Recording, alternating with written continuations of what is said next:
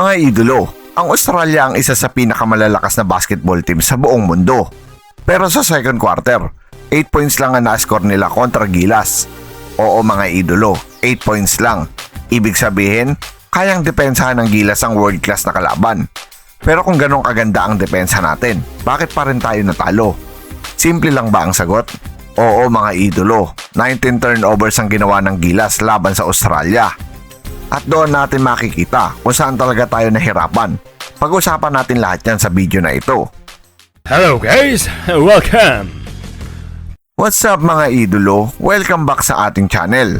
Kung bago ka pa lang dito, don't forget to subscribe at pindutin ang notification bell para lagi kang updated sa latest NBA at Gilas Pilipinas news. Ngayong video, pag-usapan natin ang naging laban ng Gilas Pilipinas kontra Australia. Kahit natalo tayo, maraming positibong bagay ang nakita ng fans. Pero may ilang malaking problema rin na kailangan ayusin bago ang susunod na international window. At isa sa pinaka-importanting numero sa larong ito ay ang 19 turnovers ng Gilas. Sa ganitong klaseng laban, sobrang bigat ng bawat pagkakamali. Kahit maganda ang depensa mo, kung paulit-ulit ka nagkakamali sa ball handling at decision making, mahihirapan kang manalo. Mga idolo, pag-usapan natin ang second quarter defense na nagpahanga sa lahat. Isa sa pinakamalaking highlight ng laban ay ang naging depensa ng Gilas sa second quarter. Imagine, Australia na punong-puno ng professional players, 8 puntos lang ang naitala sa buong second quarter. Hindi basta-basta mangyayari iyon. Pinakita lang ng Gilas na kaya nila makipagsabayan sa isang powerhouse team kapag mataas ang energy at communication sa depensa. Lahat ng rotations ay halos tama, mabilis ang close out, maganda ang help defense, at bawat possession, pinaghihirapan ng Australia ang bawat tira. Ito ang klase ng depensa na gustong makita ng lahat ng Filipino basketball fans. Pero kahit ganito kaganda ang depensa, hindi pa rin sapat. Kung sa kabilang dulo naman ay nagkakaroon ka ng 19 turnovers. Binibigyan mo ng libreng pagkakataon ng Australia na tumakbo, mag-set ng offense at kontrolin ang momentum ng laro. Ngayon mga idolo, pag-usapan natin ang malaking epekto ni na Dwight Ramos at Mike Phillips. Kapansin-pansin din ang epekto ng dalawa habang nasa loob sila ng court. Si Dwight Ramos ay napakahusay magbasa ng passing lanes. Napakahirap maitawid ng Australia ang bola dahil sa pressure niya. Hindi lang siya scorer, isa rin siyang elite perimeter defender. Samantalang si Mike Phillips ay parang energy machine. Lahat ng loose ball gusto niyang makuha. Lahat ng rebound pinag-aagawan niya. Lahat ng hustle play ay ginagawa niya. Hindi man siya ang top scorer ng Gilas, pero napakalaki ng contribution niya sa momentum ng team. Minsan, hindi mo makikita sa stats ang tunay na epekto ng isang player, pero kitang-kita iyon sa laro ni Mike Phillips. Sa tuwing may hustle play siya, parang nabubuhay ulit ang buong Gilas bench. Tumataas ang moral, nagiging mas agresibo ang depensa, at mas lumalakas ang fighting spirit ng buong koponan. Ito ang klase ng player na gustong-gusto ng coaches. Pero kahit maganda ang hustle at defense, kailangan pa rin ng mas maayos na ball security. Kasi sabi ko nga, kung 19 turnovers ang ibibigay mo sa isang team tulad ng Australia, mahihirapan kang i-convert ang magandang depensa mo into actual points. At pag-uusapan na rin natin, bakit halos hindi nakalaro si RJ Abarrientos? Isa sa pinag-uusapan ng fans ay ang limitadong playing time ni RJ Abarrientos. Maraming nagtatanong kung bakit halos hindi na siya naipasok sa second half. Halos hindi kasi maitawid ni RJ Abarrientos ang bola. Pine-pressure siya ng mga Australian player at nape-pressure nga siya. At napipilitan siyang ipasa. At doon siya nagkakamali, nagkakaroon ng maraming turnovers laban sa kanya. Kaya napipilitan si Coach Tim Cone na ipasok si Dwight Ramos sa point guard position dahil siya lang ang pinakakalmado at kayang magtawid ng bola sa kabila.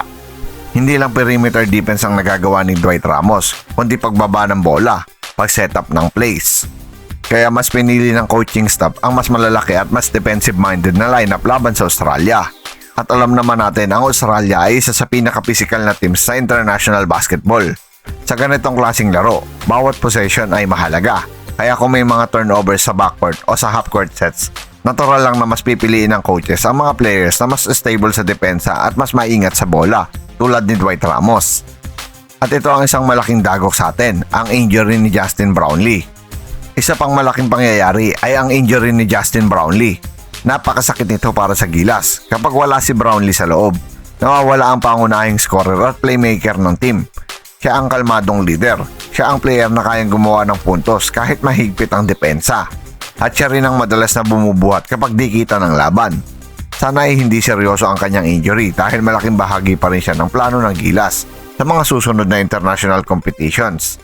At kung iisipin natin, mas lalo pang bumigat ang problema ng Gilas nang mawala si Brownlee habang may 19 turnovers pa silang ginawa.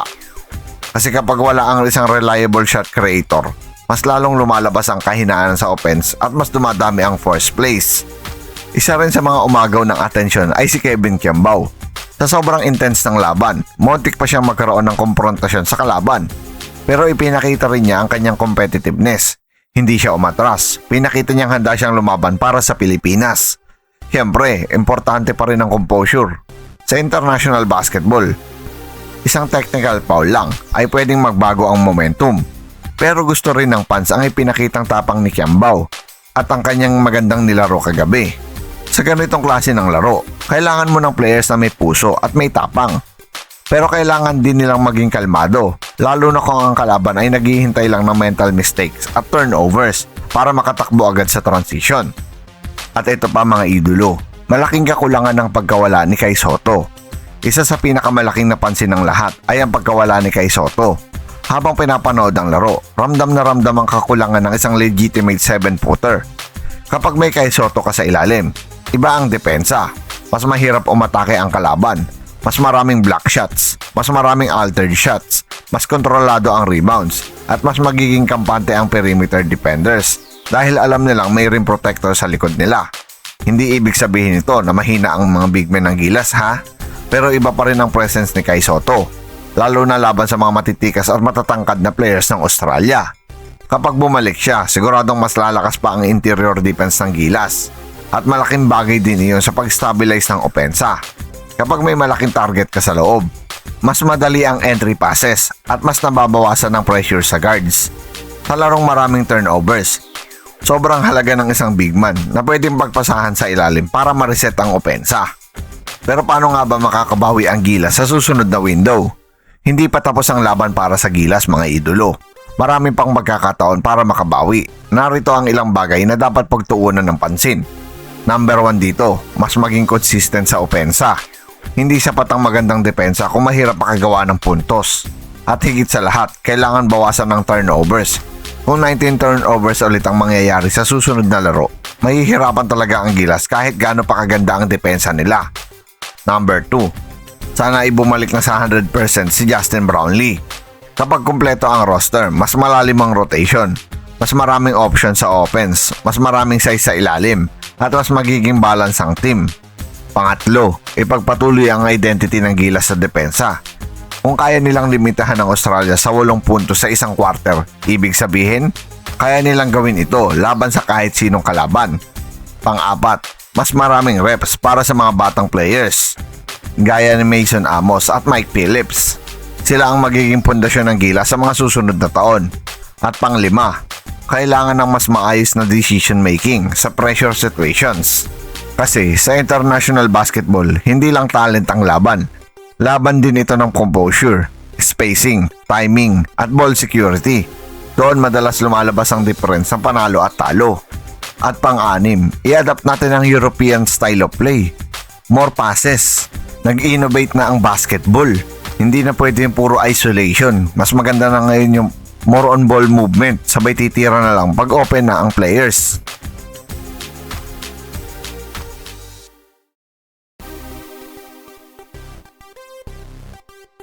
Oo mga idolo, masakit ang pagkatalo natin kahapon. Walang Pilipino pa nang gustong matalo ang Gilas. Pero hindi rin natin dapat baliwalain ang mga positibong nakita sa laban. Ang depensa ng Gilas ay world class. Ang energy ay nandyan. Ang puso ng bawat manlalaro ay kitang-kita. Ngayon, kailangan na lang nilang maging mas consistent sa execution lalo na sa opensa. At kung titignan natin ang buong laro, malinaw na ang 19 turnovers ang isa sa pinakamalaking dahilan kung bakit hindi natin na-convert ang magandang depensa into a winning performance. Kapag bumalik sina Kai Sotto at Justin Brownlee, mas magiging mapanganib pa ang Gilas. At kung magpapatuloy ang ganitong klase ng depensa, hindi malayong makakuha tayo ng mas malalaking panalo sa mga susunod na FIBA windows. Hindi pa tapos ang laban mga idolo. Mas marami pang oportunidad ang naghihintay para sa ating pambansang koponan. Kung proud ka pa rin sa ipinakitang laban ng Gilas Pilipinas kahit natalo sila, pindutin mo ang like button. Comment down below ano ang pinakamalaking dahilan ng pagkatalo ng Gilas. At sa tingin mo, gaano kalaki ang magiging epekto ng pagbabalik ni Kai Sotto at Justin Brownlee? At kung gusto mo pa ng mas maraming NBA at Gilas Pilipinas updates, subscribe ka na at pindutin ang notification bell para hindi ka mahuli sa mga susunod nating videos. Maraming salamat sa panonood. Dahil dito sa channel na ito, basketball ang tunay na panalo. Once again, this is your Spotlight and Sports. Maraming salamat mga ka-sports.